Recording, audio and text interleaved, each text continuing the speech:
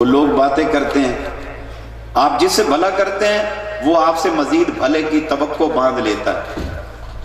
آپ جس کی ہیلپ کرتے ہیں مالی طور پر، وہ اس سے کہیں زیادہ آپ سے توقعات باندھ لیتا ہے.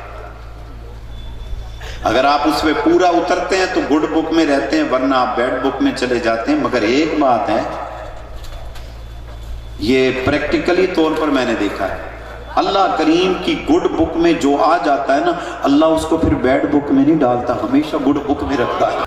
ایک کن ٹوٹا تمہارا باس ہے، سر ہے، جس کو ڈرنکنگ کرتے سامنے دیکھتے ہو، بدکاری کرتے سامنے دیکھتے ہو، ملاوٹ کرتے سامنے دیکھتے ہو، رشوت لینا دینا سامنے دیکھتے ہو، سود خوری میں وہ ماسٹر کہلاتا ہے، حرام خوری میں وہ ماسٹر کراتا ہے، بدکاری میں وہ ماسٹر ہے. آپ کو پتہ ہے یہ بدکار زمانہ شخص ہے، اس کے باوجود آپ اس کی ٹی سی کرتے ہیں اس لیے کہ اس کی گڈ بک میں آ جائیں. تمہیں اپنے اللہ سے کوئی رغبت نہیں ہے. یہ تمہارے باس نے تجھ کو دیا کیا ہے؟ 8 گھنٹے تجھ سے کام کروا کے 4 گھنٹے کے پیسے مشکل سے دیتا ہے. جو پیسے دیتا ہے رو رو کے دیتا ہے. افسوس اس کا احسان تم کو نہیں بھولتا.